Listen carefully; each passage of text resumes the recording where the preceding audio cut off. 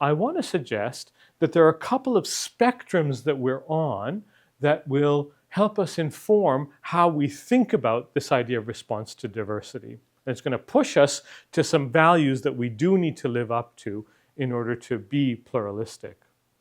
I've already suggested that in order for us to figure out our talk, we need to be in community with other people. We need to be working with other people. But notice that the only way that I can be in community with other people, I can work with other people and tell them what I'm thinking, is if I can trust that when I make myself vulnerable to them, they're going to be receptive to my thinking and they're going to be supportive. So there's another spectrum that we're on, the spectrum between fear and hope. I need to be on the hope side of the spectrum, that someone cares about me and wants to help me figure out what my talk is if I'm going to be on the community side of the spectrum. If it's the case that I don't trust that by making myself transparent, someone is actually going to help me with the thinking, I'm going to be on the fear side of the spectrum, which will bring me on the alone side of the corresponding spectrum. You're trying to figure out what the discharge plan for this patient is. You don't know the answer. What should matter most? Keeping this patient safe, doing what he wants, making sure that he's going to have a successful discharge destination experience, minimizing his return to the system. What should matter most in the situation? Well, if the nurse goes to the doctor and says, I'm not sure here what should matter most. I'm trying to figure it out. Or if the nurse goes to the manager and says, I'm trying to figure out. And the person she goes to says, why are you worrying about this? Just get him out of the hospital. That's all that matters right now. Well, the nurse is not really going to feel comfortable being vulnerable.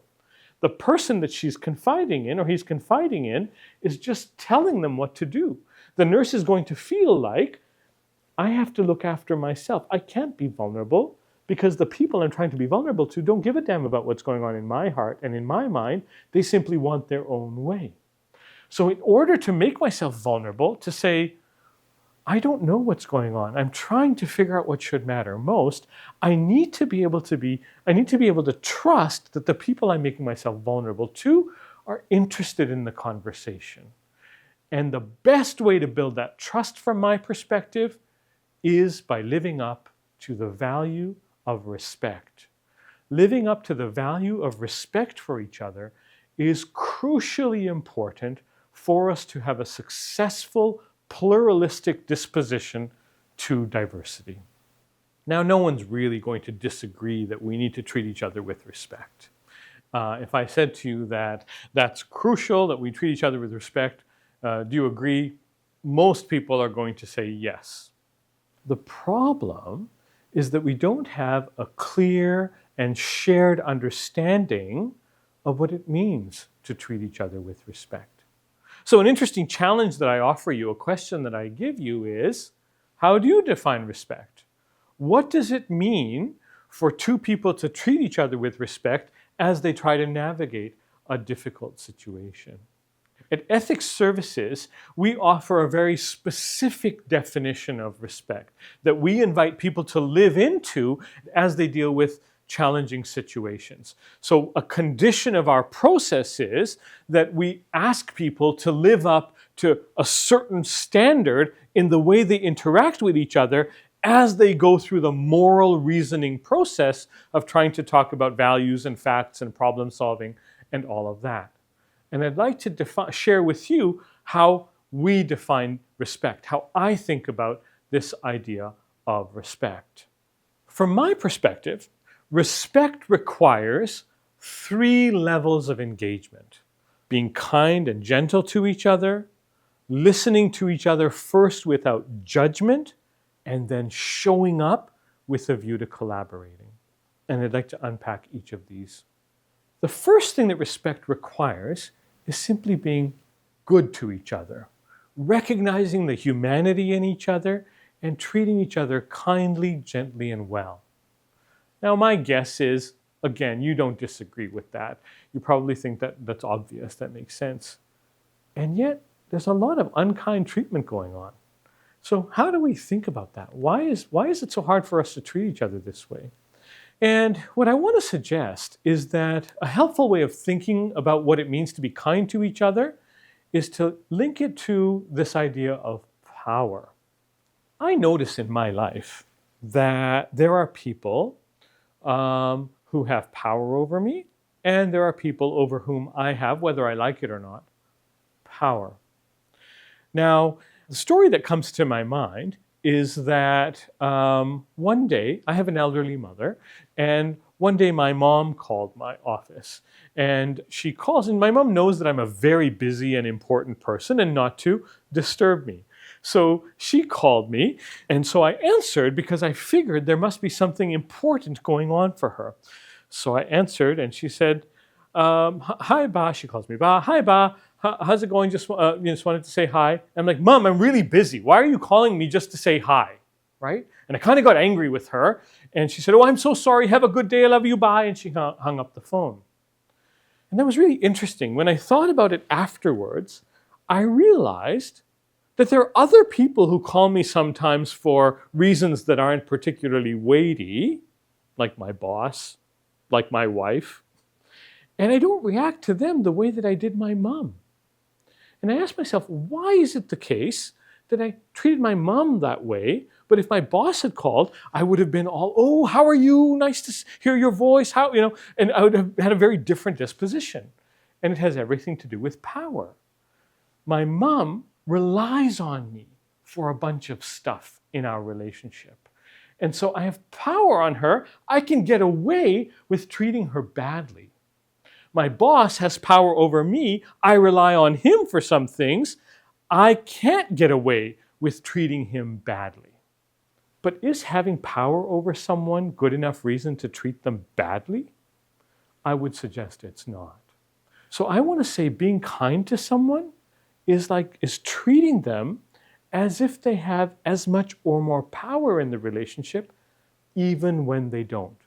This doesn't mean you got to do what they say. This doesn't mean that you're agreeing with their perspective on things or anything like that. It's simply about the human interaction we have with people and how kindly and gently we interact with them. So that's the first level or layer of what respect requires, treating people kindly, gently, and well. Another way of thinking about treating people kindly, gently, and well is referred to in the technical language as treating them with unconditional positive regard. The idea that by virtue of the fact that someone is human, they are deserving of unconditionally being seen in a positive way and treated in a human kind of way. So that's what the first layer of respect requires. The second layer of respect for me is this idea of listening first to understand without judging. It's about empathetic understanding. Let me ask you, what does it feel like to be wrong? Often when I ask this question, people will say, well, if I think about what it feels like to be wrong, it feels humiliating, it feels embarrassing, I feel kind of bad. Now, I think that's a problem with society because it's not safe to be wrong or not have the right answers, and that's why we feel these kinds of things, but that's a separate point. What I want to observe is actually that what it feels like to be wrong is exactly the same as what it feels like to be right. We only feel the painful kinds of things, embarrassment and humiliation or whatever that is, when we find out we're wrong. Until we find out we're wrong, it feels the same to be wrong as it does to be right. Why I'm saying that is because very often when we are listening, we have our own understanding of what the story is, and we are convinced that that's the right understanding. But we only find out that we're wrong once we hear a different perspective.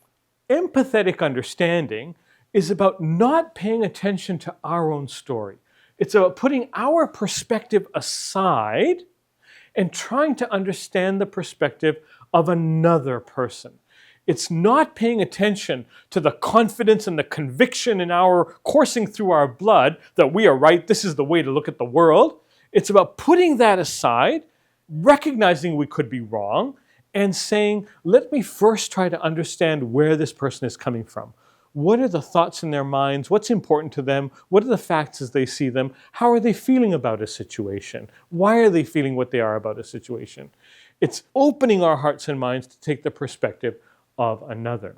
That's what the second layer of respect requires. It's trying to understand the perspective of the other without judging at first.